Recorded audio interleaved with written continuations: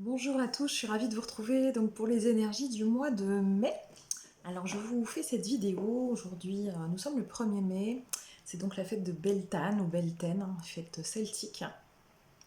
Une fête pendant laquelle on honore la fertilité, l'abondance, la renaissance, euh, la fête du printemps en fait chez les Celtes. Donc un portail saisonnier, un portail vibratoire important dans le maillage, le rythme des saisons que nous traversons. Des saisons, j'ai envie de dire, énergétiques, pas seulement des saisons printemps, automne, été, hiver. Voilà, donc je vous souhaite une merveilleuse fête de Beltane à tous.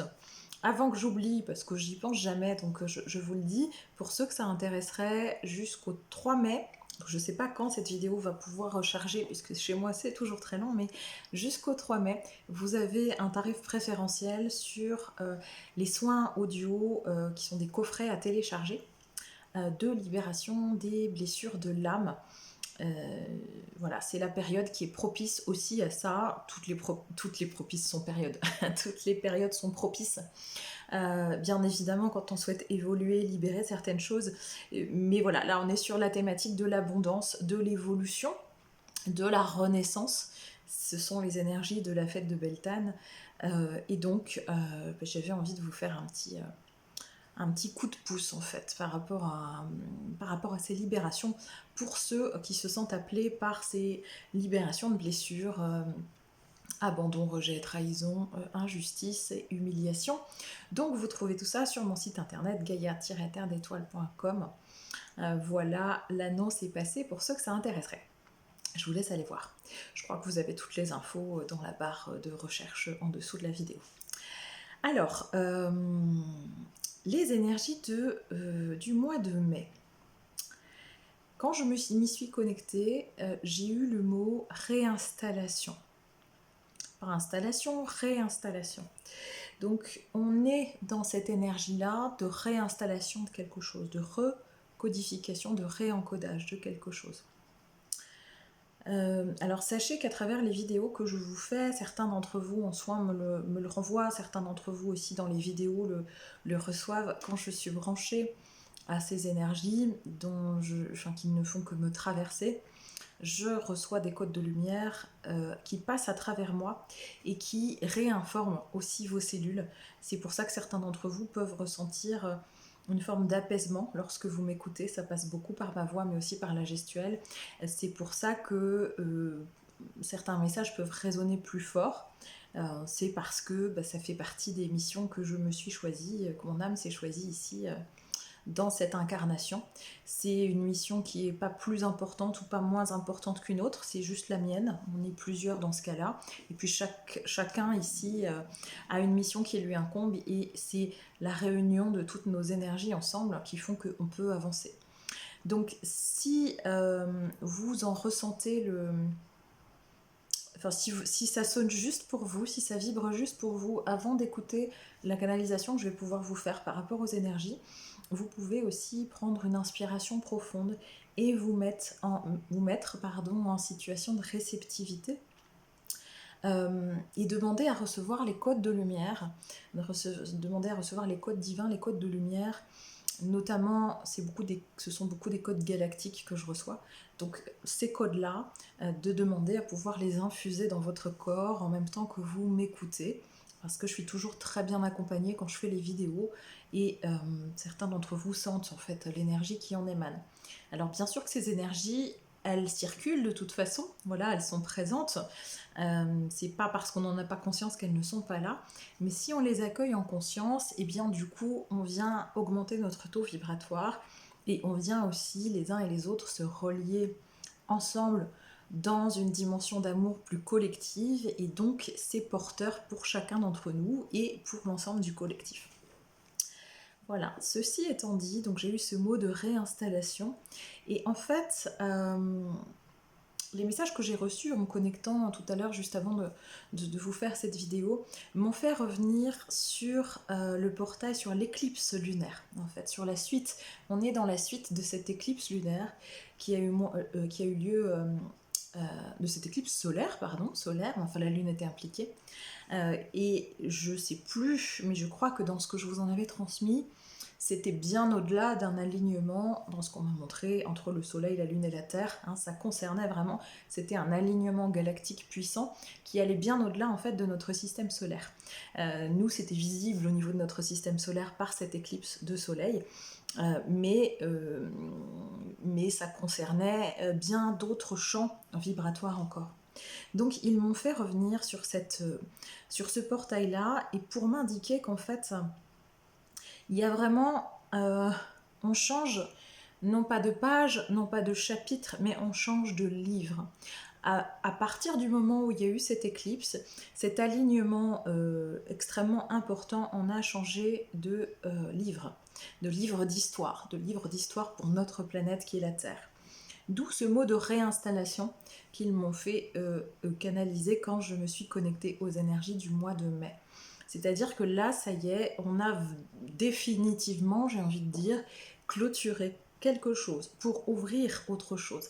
Cette autre chose, là, ce qu'on me montre, c'est qu'on en est au chapitre de l'introduction, voire même du préambule. On n'est pas encore au cœur de l'histoire, hein, ce sont vraiment les prémices. On nous met l'eau à la bouche du nouveau, mais ce nouveau est bel et bien là, et on nous en donne les premiers échos. Ce qu'on m'a demandé de vous transmettre par rapport à cette éclipse solaire, c'est que ça y est, alors peut-être certains d'entre vous le savaient, peut-être pas, moi dans ce que je ressentais avant, c'est depuis un certain nombre de mois, il y avait beaucoup de lignes de temps différentes. En fait, les lignes de temps, c'est une vibration sur laquelle on s'inscrit de manière individuelle mais aussi de manière collective, et en fonction de la ligne de temps qui est choisie collectivement, eh bien l'avenir se dessine. C'est-à-dire que vous imaginez des lignes, vous êtes sur une ligne, si vous prenez cette ligne-là et que vous marchez le long de la ligne, eh bien vous atterrissez à un certain résultat. Si vous êtes sur la ligne d'à côté et que vous marchez jusqu'au bout de cette ligne, c'est un autre résultat. Donc il y a eu pendant des mois et des mois un chevauchement, des superpositions de lignes temporelles qui avaient vocation à dessiner en fait l'avenir que l'on se choisissait, nous humains, pour la Terre, parce que c'est nous individuellement et nous collectivement qui choisissons la destination. Bien sûr qu'il y a une destination planifiée, voilà, une destination. Il y a un objectif, hein, il y a un objectif final. Mais pour cet objectif final, on prend la route qu'on veut en fait, hein, de manière collective. Donc il y a des routes qui sont plus directes et d'autres qui le sont moins. Même si au final, l'objectif restera le même. Mais nous, on décide du chemin, on décide de la route et on décide de la ligne de temps. Ce qui m'a été montré, c'est que depuis cette éclipse solaire, ça y est, la ligne de temps pour la Terre a été fixée. Il n'y a plus d'instabilité des lignes temporelles. On a choisi notre ligne de temps. C'est celle-là, il n'y a plus de chevauchement. On a choisi un axe en fait. De manière collective, alors on l'a choisi consciemment ou inconsciemment, hein, puisque quand on n'est pas éveillé à tout ça, on choisit quand même l'axe, on participe quand même à cet axe, mais sans avoir conscience qu'on le nourrit ou qu'on le choisit. Donc cette ligne de temps a été fixée. Lorsque j'ai demandé, parce que j'avais un peu ces sensations-là, mais j'ai demandé confirmation, enfin en tout cas j'ai demandé à recevoir l'information par rapport à ça, tout ne s'est pas passé tout à fait comme prévu, en tout cas comme prévu. C'est-à-dire que l'option la plus rapidement favorable pour la planète n'a pas pu être choisie à l'occasion de cette éclipse solaire. On avait la possibilité entre plein de choses, et il y avait, on va dire, une ligne qui était la plus directe, la plus droite, la plus rapide. On n'a pas choisi celle-là. Néanmoins, on a choisi quand même un chemin qui est loin d'être le pire des chemins ou le plus long des chemins. Hein, ça aurait pu... la lumière, l'amour a gagné, c'est pas un bon mot, parce qu'en fait, on n'est pas dans une bataille. Voilà, on a choisi un chemin lumineux, on a choisi un chemin de lumière. On aurait pu avoir le cran du dessus, voilà, en gros. Hein. Je sais pas si je fais bien de vous le dire, mais enfin, je vous le transmets, voilà. On aurait pu avoir le cran du dessus. On n'a pas eu ce cran-là, mais on a une ligne de temps qui est quand même une ligne de temps favorable, elle est fixée et donc le plan se déroule maintenant selon cette ligne de temps et c'est un plan qui est favorable, un plan de lumière favorable. Voilà ce qu'on m'indique. Ce qu'on m'a demandé de vous transmettre, c'est de vous dire que nous étions, parce qu'évidemment je suis concernée comme vous tous, que nous étions extrêmement courageux. Et donc ce courage est validé, reconnu par les hautes sphères de lumière. Il y a une dimension, alors j'ai envie de dire d'admiration, je ne sais pas si je peux utiliser ce mot-là, c'est pas une vibration qui me sonne la plus juste dans l'oreille, mais je vois pas d'autres mots français pour décrire la sensation qu'on essaie de nous transmettre. Alors admiration, il y a une part d'ego et c'est dénué d'ego en fait ce retour, mais on tient à saluer, et voilà, et on me dit à honorer, en fait, on honore votre courage. Et je sens vraiment cette forme d'admiration, enfin de reconnaissance en tout cas, de reconnaissance et de validation de cette dimension courageuse que vous avez dans vos vies, que nous avons dans nos vies par rapport à ce que nous avons mis en œuvre. Voilà, donc ça c'est reconnu et c'est ce qu'on m'a demandé de vous transmettre pour ce mois de mai.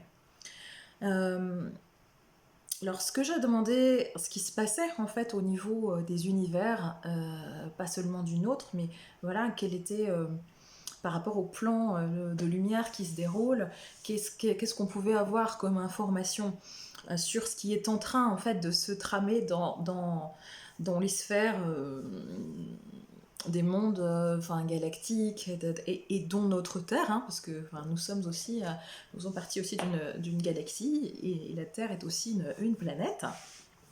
Donc nous faisons complètement partie de ce système-là, de l'un de ces systèmes-là. Et donc ce qu'on m'a indiqué, c'est le terme puissance. On prend en puissance, c'est-à-dire que c'est pas seulement la Terre qui s'élève, c'est vraiment l'ensemble de ce complexe, on me dit, de ce complexe énergétique et vibratoire qui concerne un certain nombre de planètes, un certain nombre de systèmes et de sous-systèmes. Voilà ce qu'on me transmet. Voilà, donc il y a un empuissancement, on va dire général, grâce, entre autres, ce n'est pas le nombril du monde non plus, grâce, entre autres, aux efforts collectifs des humains et des êtres qui vivent sur cette planète Terre. Voilà, ça c'est les messages que j'ai eus par rapport à qu'est-ce qui s'est passé en fait depuis cette éclipse solaire qui était un rendez-vous, on dit un rendez-vous universel d'importance. Voilà, donc ça y est, cette ligne de temps est fixée. On se dirige vers un monde plus empreint d'amour, plus empreint de lumière.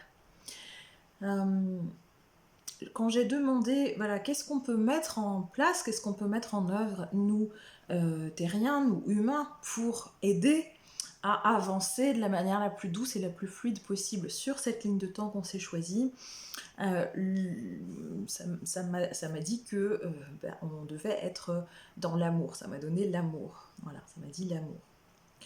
Alors là, c'est mon côté un peu... parce que j'ai l'impression d'entendre toujours la même chose et de dire toujours la même chose, donc je dis oui d'accord, mais quelle est la meilleure façon de reconnaître et de diffuser l'amour en fait à l'intérieur de nous et de manière collective. Et là ce qui m'a été indiqué, c'est qu'il était important, indispensable, que là où on en est, nous puissions chacun individuellement reconnaître et valider notre lumière. Alors ça veut dire quoi, reconnaître sa lumière? Ça veut dire déjà pouvoir voir le beau en nous, parce qu'on a tendance à voir ce qu'on n'aime pas déjà. Donc déjà de reconnaître le beau en nous, et il y en a en chacun, il n'y a pas des êtres qui sont plus beaux que d'autres. Je ne parle pas de beauté physique bien évidemment, je parle de beauté intérieure, de beauté de lumière, de beauté d'amour, ce qui d'ailleurs en général se retranscrit dans l'aspect physique de la personne. Voilà, on sent, on voit, on perçoit la lumière chez l'autre aussi par l'intermédiaire du corps physique. Et d'ailleurs, ce corps physique est important, c'est ce qu'on me dit, à valider dans la lumière, à valider dans l'amour, à le porter, à le reconnaître, à à le valider dans la lumière, à le reconnaître dans la lumière, même s'il est douloureux, même si parfois on ne le comprend pas, même s'il y a des parties physiques de nous que nous n'aimons pas, c'est pouvoir justement les porter à la lumière, les porter dans l'amour, les reconnaître, les valider comme étant un instrument du divin, un instrument du sacré. Et donc d'honorer, si vous voulez, il y a cette dimension corporelle. Alors je suis toujours sur les énergies du mois de mai, bien sûr que c'est valable, je pense aussi pour la suite, hein, mais l'idée c'était comment on peut faire pour ancrer plus d'amour, pour que cette ligne de temps soit plus fluide. Et sur ce mois de mai, c'est ça, on nous demande de revenir dans notre intériorité. Peut-être que certains d'entre vous avaient remarqué que, alors ça bouge toujours très vite, hein. Nos corps physiques sont fatigués, on peut ressentir de la fatigue, etc. C'est presque un état d'être encore un certain temps parce qu'on est tout le temps en train d'intégrer de nouveaux codes de lumière, tout le temps en train d'intégrer de nouvelles fréquences. C'est un peu le principe de la boule de neige, vous savez, c'est ce qu'on me montre quand on envoie une boule de neige du haut de la montagne, elle commence par rouler tout doucement, et puis au fur et à mesure de sa descente, elle l'accélère. Et bien là, c'est au fur et à mesure de notre élévation, ça accélère, et du coup, effectivement, on est en mouvement intérieur et en mouvement énergétique permanent. J'essaie de pas me perdre parce que ça va vite. Pourquoi j'en étais venue là et c'était quoi l'histoire de la boule de neige? Oui, parce que du coup, ce qui nous est demandé sur ce mois de mai et puis dans les temps à venir, c'est vraiment de passer par notre corps pour reconnaître la lumière et infuser la lumière et l'amour sur Terre. Donc, quand il nous disait comment manifester l'amour mieux, c'est reconnaître la lumière, reconnaître votre lumière. Ça va être aussi mettre en lumière, mettre de la lumière sur toutes les formes de jugement que l'on peut avoir sur soi, que ce soit sur son corps physique, que ce soit sur son attitude, sur tout ce que nous n'aimons pas de nous, sur tout ce que nous avons tendance à juger en nous, et de mettre de la lumière, c'est-à-dire venir déposer un baume de douceur, un baume de compassion, un baume d'amour sur toutes ces parties-là de nous. Parce qu'évidemment, quand on les éclaire, quand on a plus de tolérance vis-à-vis de nous-mêmes, d'acceptation vis-à-vis de toutes les parts de nous, les belles, comme celles que nous jugeons les moins belles, et encore une fois, c'est une histoire de jugement, à partir du moment où on pose de l'amour, de la lumière et de la douceur dessus, elles n'existent plus dans leur côté obscur, puisque elles ont été éclairées par notre lumière et donc elles sont intégrées dans notre corps physique.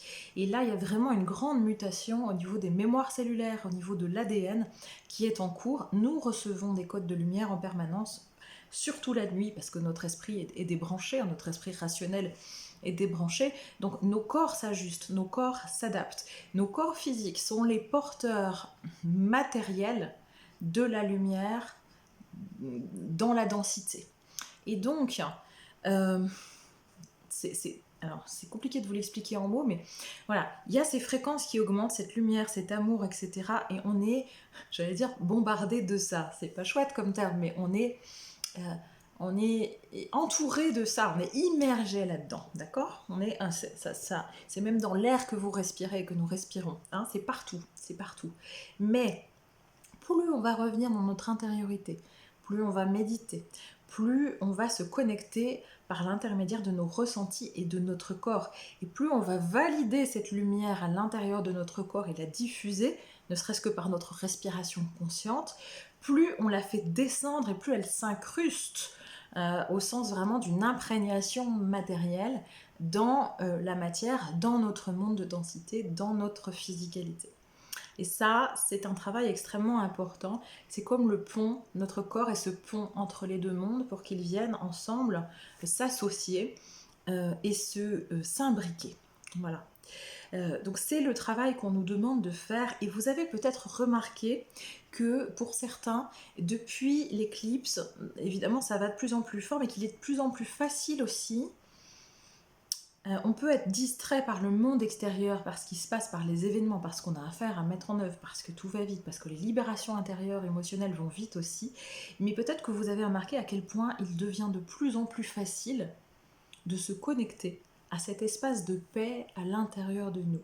C'est-à-dire qu'il suffit que vous rentriez à l'intérieur de vous avec cette intention d'être en lien avec la lumière de votre source, avec cet espace de paix intérieure, avec ce bain d'amour que l'on reçoit et qui nous est envoyé de part et d'autre, plus c'est hyper facile de le ressentir. On peut switcher d'un espace à l'autre, on peut switcher de la troisième dimension et puis de la vie matérielle à cette reconnexion à l'intérieur, et les deux peuvent se produire en même temps. Et on peut avoir l'impression d'être dans deux mondes en même temps et ressentir une forme de paix plus profonde, plus paisible à l'intérieur, alors même qu'à l'extérieur, les choses n'ont pas forcément changé. C'est-à-dire que vous remarquez que dans des circonstances identiques sur ce qui se déroule à l'extérieur, vous n'avez plus du tout la même façon de réagir, ou alors cette réaction que vous aviez finalement devient anecdotique, voire très éphémère, de très courte durée, parce que vous êtes capable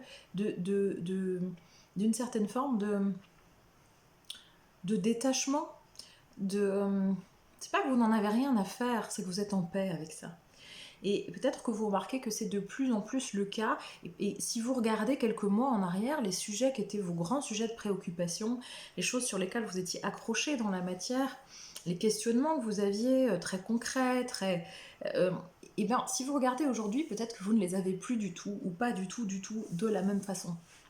Et que ça vous paraît peut-être dérisoire, ou en tout cas vraiment de moindre importance.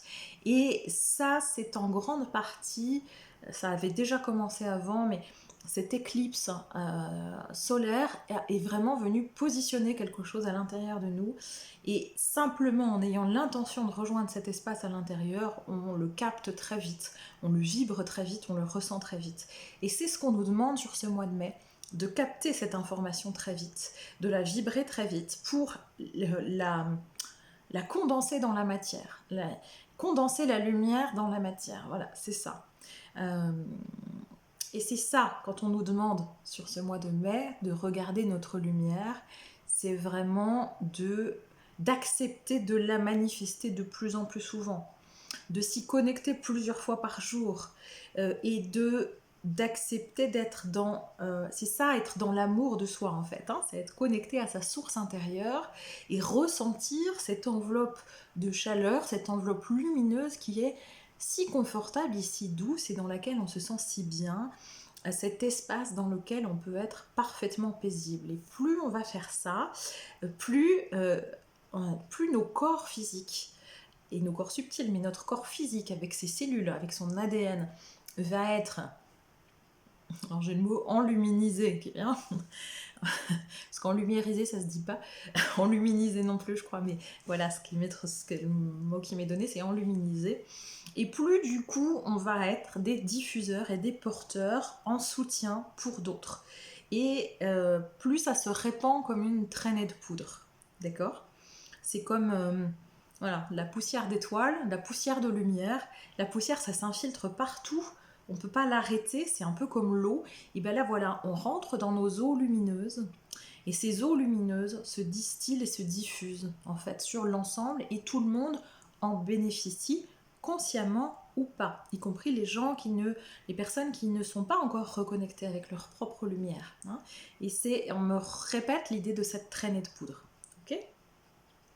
Voilà, ça c'est sur l'aspect spirituel, et donc c'est ce qui vient expliquer, là le déroulé que je viens de vous faire par rapport à ce que je capte, c'est ce qui vient expliquer ce mot de réinstallation. C'est comme une réinitialisation, un réencodage vers une version plus évoluée de notre humanité, vers une version plus énergétique, plus vibratoire de l'être que nous sommes. Ok. Alors, est-ce qu'il y a autre chose sur les énergies du mois de mai que je n'aurais pas donné? Alors, on me dit l'amour, l'amour, l'amour.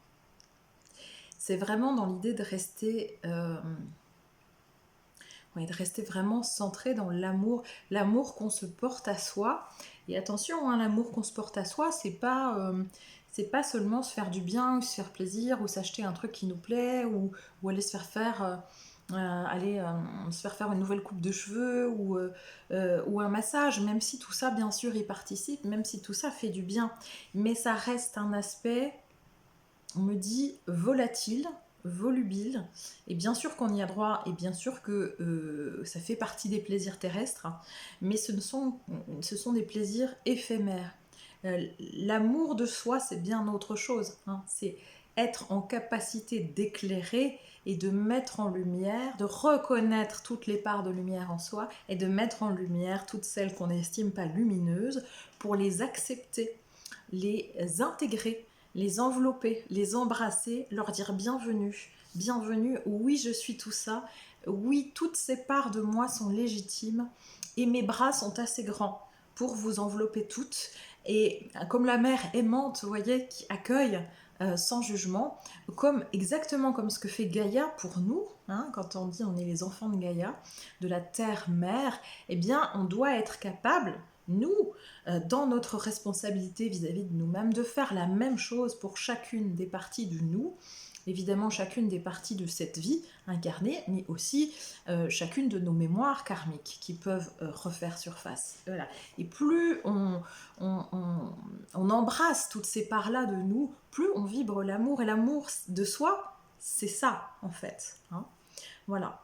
Donc on nous demande de rester sur cet axe-là parce que bien évidemment, ça n'a rien d'égoïste, l'amour de soi. C'est que quand on est dans cet espace-là de nous-mêmes, évidemment, on n'a plus besoin d'être dans des formes de jugement sur les autres, ou des formes d'intolérance sur les autres. Pourquoi ? Parce qu'en acceptant tout de nous, comment ne pourrait-il pas en être autrement vis-à-vis des autres ? Et ça ne veut pas dire accepter l'inacceptable, ça ne veut pas dire ne pas mettre de limites, ne pas reconnaître nos limites et ne pas dire stop à l'autre quand justement il y a une absence de respect. Mais si on vit ça à l'extérieur, c'est aussi qu'on a à regarder en soi quelles